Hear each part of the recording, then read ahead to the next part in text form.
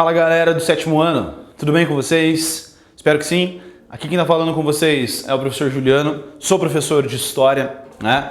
Vamos então ver nossos conteúdos referentes a um dos períodos mais fascinantes da história que a gente tem, que é esse período da Idade Moderna, uma transição feita da Idade Média para a Idade Moderna, né? Onde nós temos coisas novas surgindo no mundo, onde vocês já viram elementos importantes que a gente vai ter que ir relembrando e retomando nessa aula para você saber do que a gente vai falar, né?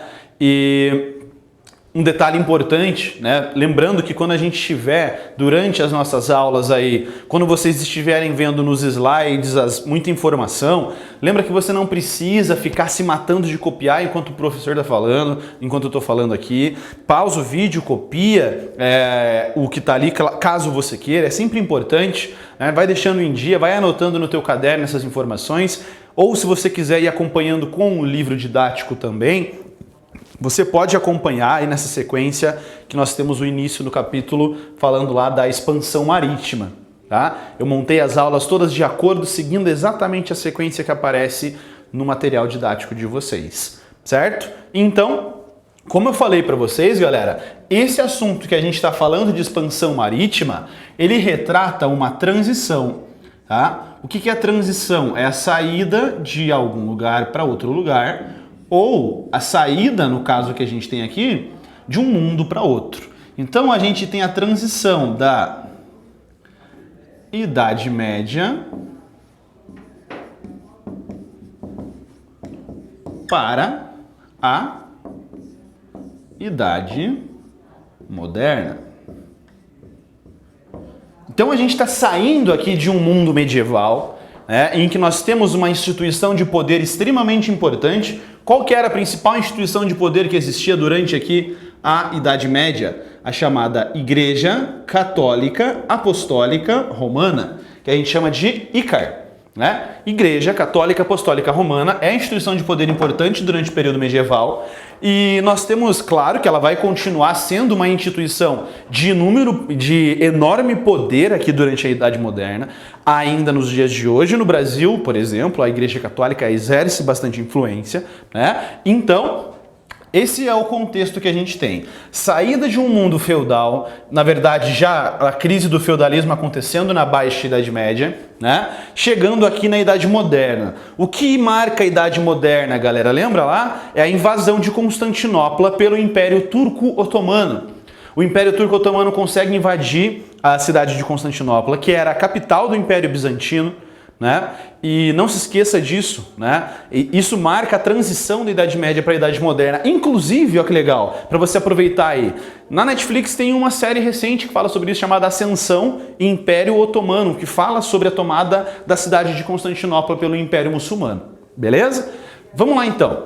Vamos ver o que a gente tem específico desse conteúdo sobre a expansão marítima, tá? Vamos lá.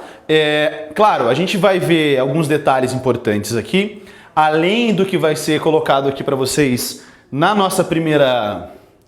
O que a gente vai ver hoje, você também tem os detalhes específicos que você pode anotando. Então vamos lá. O que a gente vai ver? O contexto europeu dos séculos 14 e 15. Você vai ver as características do mercantilismo, o que é mercantilismo, que é aquela política econômica dos estados europeus modernos, que também surgem esses estados europeus modernos em um contexto muito específico, tá? Veremos aqui o pioneirismo português nas expedições marítimas, tá? Primeiro, galera, antes de a gente continuar, vamos voltar para analisar o começo do slide.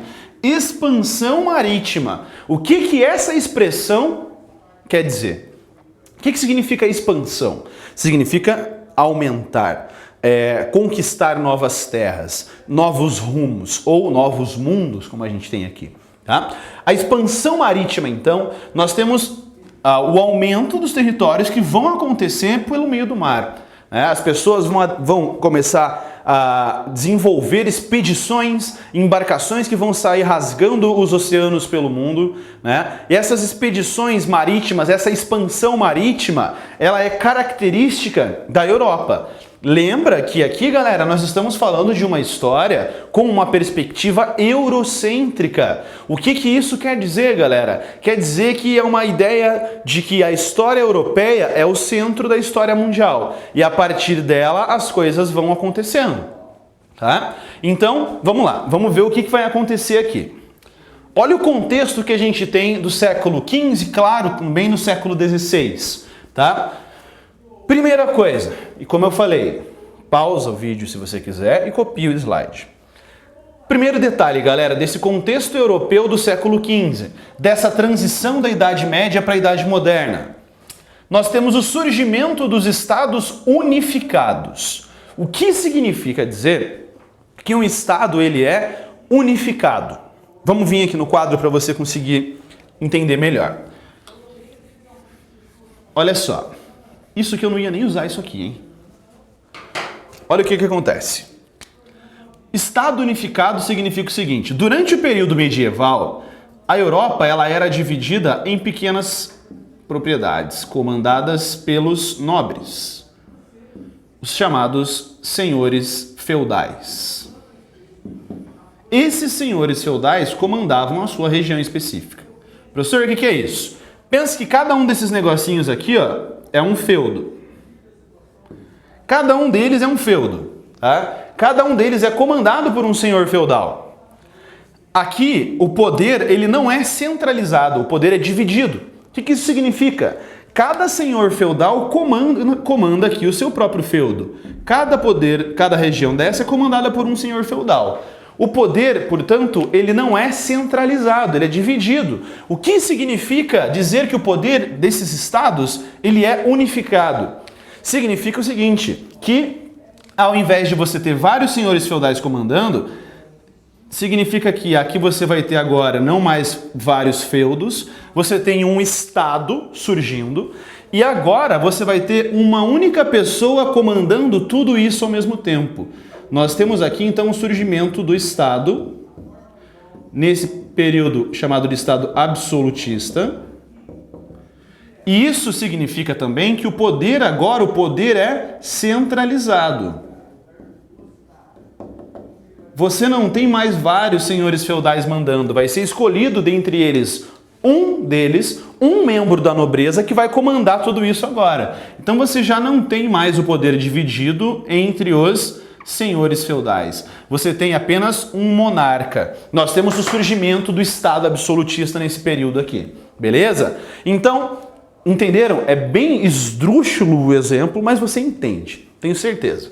Isso significa que nesse período nós temos o surgimento dos primeiros estados, dos primeiros países. Continuando. Além disso, nós temos o desenvolvimento de uma burguesia. O que é burguesia? Lembra que durante a Idade Média você tinha também lá na Europa, 3 níveis sociais. Nós temos lá, galerinha, ó, você tem 3 níveis sociais. Quem que tem aqui? Clero, depois nobreza e por fim, os servos e camponeses, ok? Século XII, século XIII, nós temos o desenvolvimento, século XI, século XII, o surgimento das cruzadas, século XIV, nós temos o desenvolvimento e o fortalecimento de uma nova classe social chamada de burguesia. A burguesia fica aqui, ó. O clero tinha a função de orar, a nobreza tinha a função de guerrear, o servo tinha a função de trabalhar e pagar impostos, tipo brasileiro, tá? Surge aqui então um novo nível social, que é a chamada burguesia. Professor, por que você não falou classe? Porque aqui não temos classes sociais, nós temos estamentos, é diferente, né? A burguesia surgiu. Essa burguesia vai se transformar em uma burguesia mercantil. O que significa isso, galera? Você tem o pequeno burguês, que comercializa produtos na sua vendinha, na sua feirinha pequena, e você tem o grande burguês, o chamado burguês, a chamada burguesia mercantil, que vai comercializar produtos com o mundo todo. Né? Então você vai ter um vínculo também entre a burguesia, essa nova classe social, e o Estado. Aquele Estado que a gente tinha visto se centralizando com o poder nas mãos de um rei, vai ter vínculo direto com a burguesia. Por quê? Porque aqueles pequenos feudos que a gente tinha visto aqui no cantinho, começaram a acontecer neles algumas revoltas. E os nobres não tinham dinheiro para combater essas revoltas. Para quem eles pedem dinheiro emprestado? Para a burguesia, para as pessoas que tinham dinheiro, para os comerciantes, né? Os comerciantes emprestam dinheiro para os nobres fundam os estados centralizados absolutistas, portanto, o Estado tem um vínculo direto com a burguesia. Tá? Isso aqui é só o contexto que a gente vai ter de século XIV e século XV. E tem mais coisa. Mudança de mentalidade gerada pelo renascimento científico. Olha o que é isso aqui. Aquela transição de Idade Média e Idade Moderna, nós tivemos o Renascimento. Lembra do Renascimento? No Renascimento nós tivemos uma nova maneira de ver o mundo, né? O chamado antropocentrismo. O que significava antropocentrismo? O ser humano começa a se tornar o centro das explicações. É uma tentativa de romper com o dogmatismo do pensamento da igreja. É uma tentativa, então, dos cientistas começarem a analisar o mundo por meio da razão. Então você tem, graças a essa racionalidade do período renascentista, o desenvolvimento de novos equipamentos, de novas tecnologias para a época. Não é celular, smartphone. Tecnologia para eles é bússola. Tecnologia para eles é um astrolábio. Tá? São mapas melhores. Isso é tecnologia para aquela época, né? E o Renascimento também, você tem a ideia de buscar entender que a Terra não é plana, né? Que a Terra é assim redonda. E se... Depois a gente fala mais sobre essa ideia da Terra ser redonda mais pra frente. Tá? Deixa pra lá. Crise do pensamento católico. Lógico, se você tem surgindo uma nova maneira de pensar, que é uma maneira científica, você vai ter o pensamento cristão, católico, entrando em crise. E aí chegamos ao mercantilismo. O que é o mercantilismo? É a política econômica dos estados europeus modernos. A gente vai ver então quais são, galera, as características que a gente vai ter específicas desse chamado mercantilismo, tá? Olha aqui. Metalismo. O que é metalismo? Aqui de novo, pausa, copia rapidinho e volta a prestar atenção. Beleza? Volta. Metalismo. Metalismo vem de metal. Quanto mais metais preciosos você tiver, quanto mais metais preciosos um país tiver, mais rico ele vai ser. Colonialismo. Se esse país não encontrar, se esse estado absolutista, com uma burguesia se desenvolvendo, não encontrar metais preciosos no seu território, o que ele pode fazer? Colonizar uma outra região. Tomar conta de uma região, claro, mais fraca do que ele, para ele ter chance de vencer, né? Tomar conta de uma região para poder aumentar suas riquezas, aumentar o metal precioso. Monopólio. A palavrinha mono vem sempre de um. Pólio, venda, comércio, um vendendo. O que significa isso? Significa exclusividade. Apenas um grupo da sociedade podia realizar um tipo de comércio específico. Qual grupo era esse? A burguesia.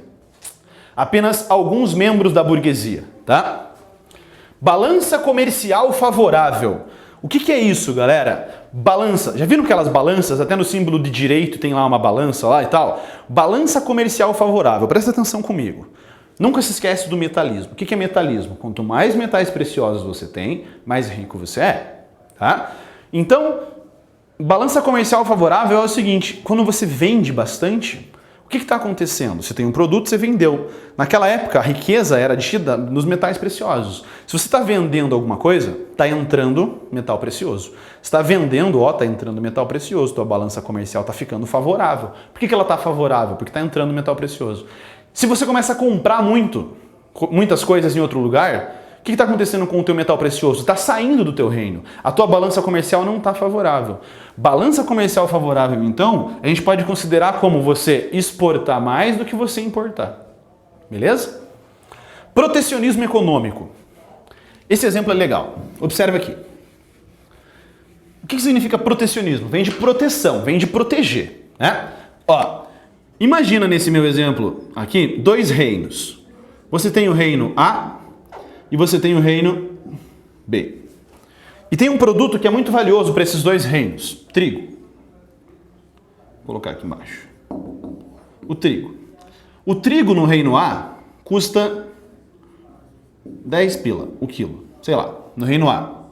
No reino B, eles não sabem. Até que um belo dia, o pessoal do reino A começa a partir em direção ao reino B, vai lá você com a pessoa, com a família, foi lá e descobriu, no reino B, galera, aquele trigo que a gente tinha é mais barato. O pessoal veio pra cá e descobriu que o trigo no reino B, mesmo trigo, mesma qualidade, mesmo tudo, era R$5 o quilo, por exemplo. É só um exemplo esdrúxulo de novo.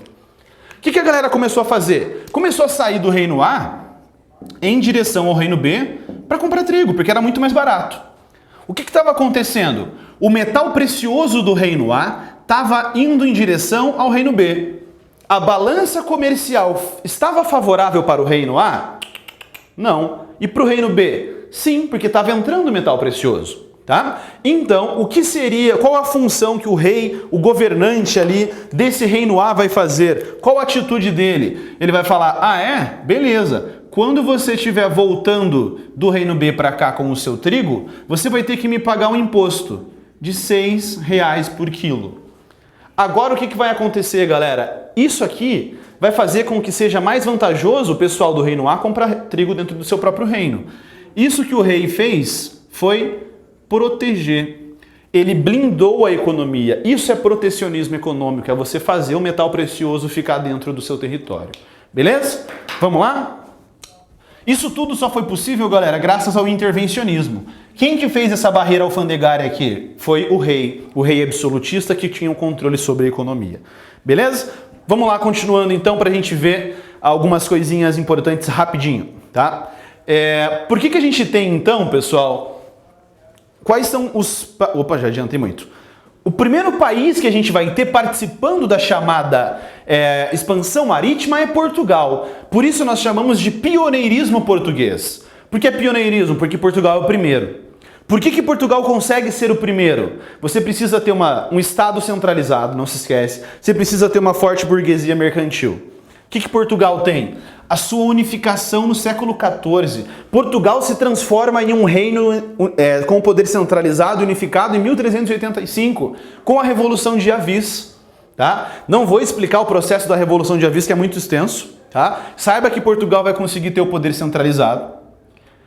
A burguesia portuguesa também era uma burguesia muito forte. Os comerciantes portugueses tinham muito dinheiro e a família de Avis tinha vínculo direto também com a burguesia mercantil de Portugal. Portugal tem uma posição geográfica privilegiada. Onde fica Portugal? Fica na Península Ibérica, ali já indo em direção ao Oceano Atlântico. É só partir, né?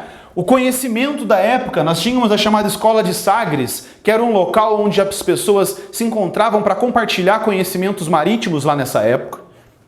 Além disso, Portugal já estava com contato com a bússola, criada pelos chineses, né?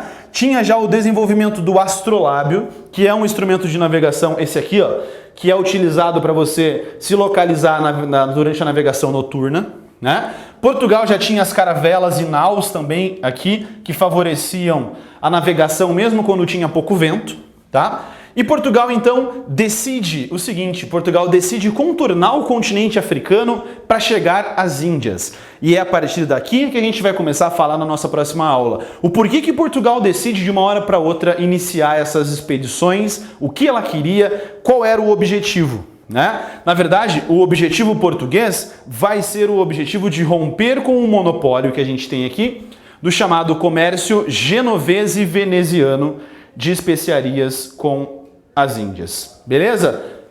Ok, galera? Na nossa próxima aula, então, a gente volta a falar sobre esse contexto da expansão marítima, do desenvolvimento da expansão portuguesa no século XV e século XVI. Forte abraço para vocês.